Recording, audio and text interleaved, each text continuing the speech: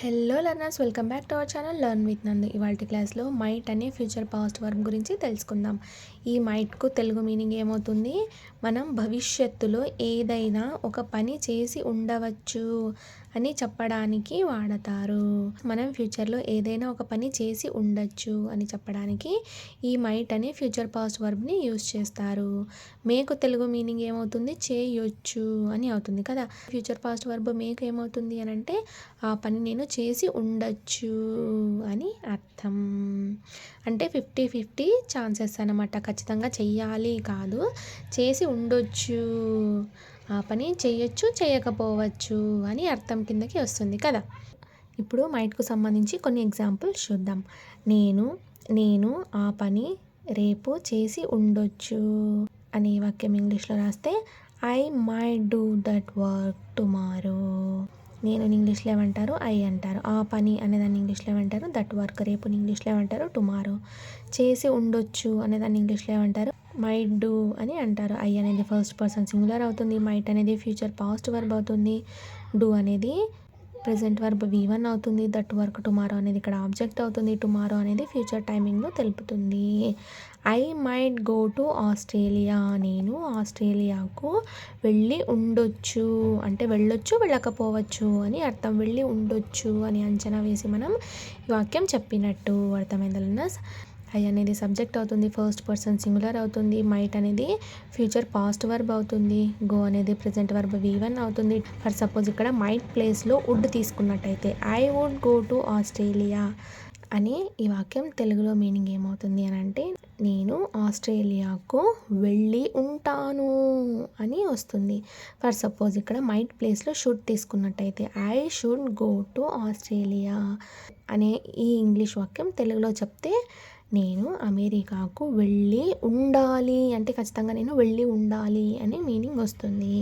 అదే కుడ్ తీసుకున్నట్టయితే I could go to Australia. నేను ఆస్ట్రేలియాకు వెళ్ళి ఉండగలను అని మీనింగ్ అవుతుంది. ఇక్కడ మైట్ తీసుకున్నాం కనుక I might go to Australia అని ఈ ఇంగ్లీష్ వాక్యం తెలుగులో రాస్తే నేను ఆస్ట్రేలియాకు వెళ్ళి ఉండొచ్చు అని మీనింగ్ అవుతుంది. We might watch that movie. మేము ఆ మూవీ చూసి ఉండొచ్చు. మేము ఆ మూవీని చూసి ఉండొచ్చు అని అర్థం. చూసుండామో కానీ చూసి ఉండొచ్చు అని అంటుంటారు కదా, అలాంటి సందర్భాల్లో ఈ మైట్ని యూస్ చేయొచ్చు. వి అనేది సబ్జెక్ట్ అవుతుంది, ఫస్ట్ పర్సన్ ప్లూరల్ అవుతుంది, దట్ మూవీ అనేది ఇక్కడ ఆబ్జెక్ట్ అవుతుంది, వాచ్ అనేది ప్రెజెంట్ వర్బ్ V1 అవుతుంది, మైట్ అనేది ఇక్కడ ఫ్యూచర్ పాస్ట్ వర్బ్ అవుతుంది. ఖచ్చితంగా చూడాలి అనేం రూల్ ఏం లేదు, చూడొచ్చు చూడకపోవచ్చు. అందుకే ఇక్కడ ఉండొచ్చు, చూడొచ్చు, రావచ్చు అని అంటాం. You might work on computer. నీవు కంప్యూటర్ మీద వర్క్ అంటే పని చేసి ఉండొచ్చు అని ఈ వాక్యం యొక్క అర్థం. ఇక్కడ సబ్జెక్టు తెలుగులో నీవుగా తీసుకున్నట్టయితే సెకండ్ పర్సన్ సింగులర్ అవుతుంది. అదే సబ్జెక్టు తెలుగులో మీనింగ్ మీరుగా తీసుకున్నట్టయితే ఇక్కడ సబ్జెక్ట్ సెకండ్ పర్సన్ ప్లూరల్ అవుతుంది. మైట్ అనేది ఫ్యూచర్ పాస్ట్ వర్బ్ అవుతుంది, వర్క్ అనేది ప్రెజెంట్ వర్బ్ V1 అవుతుంది, ఆన్ కంప్యూటర్ అనేది ఇక్కడ ఆబ్జెక్ట్ అవుతుంది. You might understand this lesson. నీవు ఈ లెసన్ను లేదా ఈ టాపిక్ను అర్థం చేసుకొని ఉండొచ్చు అని ఈ వాక్యం యొక్క అర్థం. యూ అనేది సెకండ్ పర్సన్ సింగులర్ లేదా సెకండ్ పర్సన్ ప్లూరల్ అవుతుంది.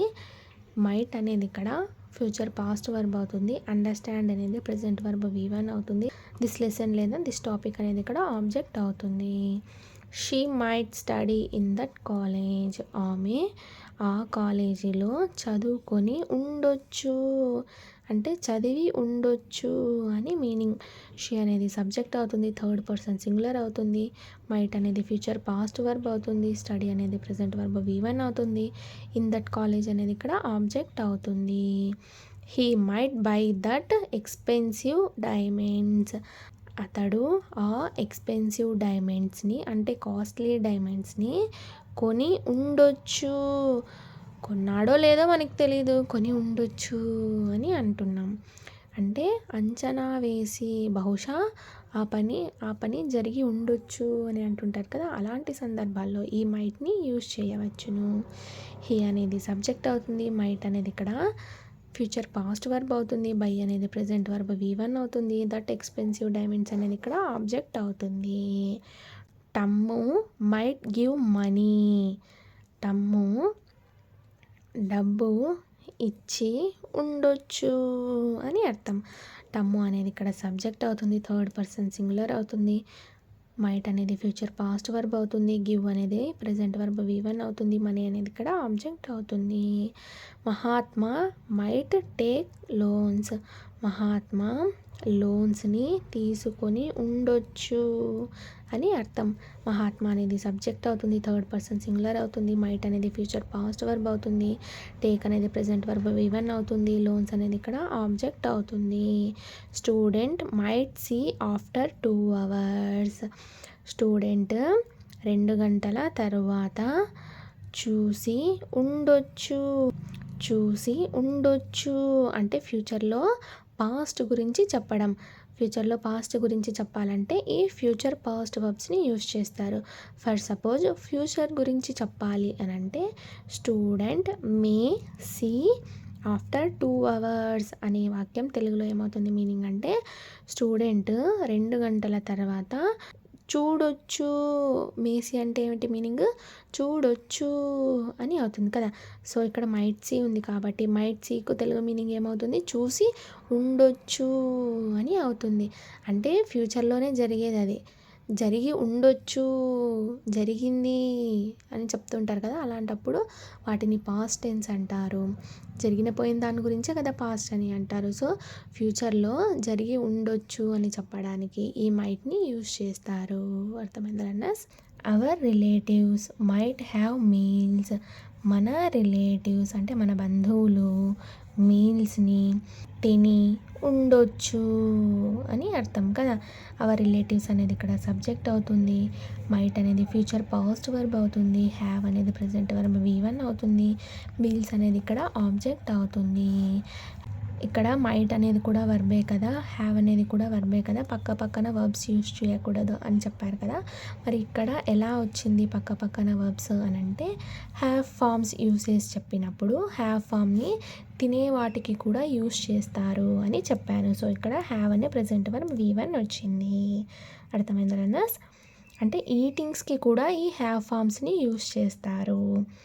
Mummy said it might rain take umbrella, అమ్మ చెప్పింది వాన పడి ఉండొచ్చు, సో అంబ్రెల్లా తీసుకొని వెళ్ళు అని ఈ వాక్యం యొక్క అర్థం కదా. అమ్మ చెప్పింది, ఏం చెప్పింది, అంబ్రెల్లా తీసుకొని వెళ్ళు, వాన పడి ఉండొచ్చు అని అర్థం. ఇట్ మే రెయిన్ అంటే వాన పడవచ్చు, ఇట్ మైట్ రెయిన్ అంటే వాన పడి ఉండొచ్చు అని అర్థం. So you take umbrella, so నీవు అంబ్రెల్లాని తీసుకొని వెళ్ళు అని అంటుంటారు కదా, అలాంటి సందర్భాల్లో ఈ వాక్యం యూజ్ అవుతుంది. ఈ విధంగా సబ్జెక్ట్ బట్టి అర్థం చేంజ్ అవుతుంది, గమనించాలి, మాట్లాడాలి. ఇలా సబ్జెక్టు ఆబ్జెక్ట్ బట్టి వాక్యాల యొక్క అర్థం చేంజ్ అవుతూ ఉంటుంది కదా. సో మీరు ఇప్పటి నుండి ఈ మైట్ అని, మే మైట్ అని ఫ్యూచర్ ఫామ్ అంటే ఫ్యూచర్ పాస్ట్ వర్బ్స్ని కూడా యూజ్ చేయండి, మాట్లాడండి. మీరు మాట్లాడుతూ ఉంటే డిఫరెన్సెస్ మీకు అర్థమవుతుంది. అర్థమైందా లెర్నర్స్? ఫ్యూచర్ ఫామ్స్లో మళ్ళీ మనకు 2 విధాలుగా ఉన్నాయి కదా. Future forms, future past verb forms అని 2 విధాలుగా ఉన్నాయి కదా.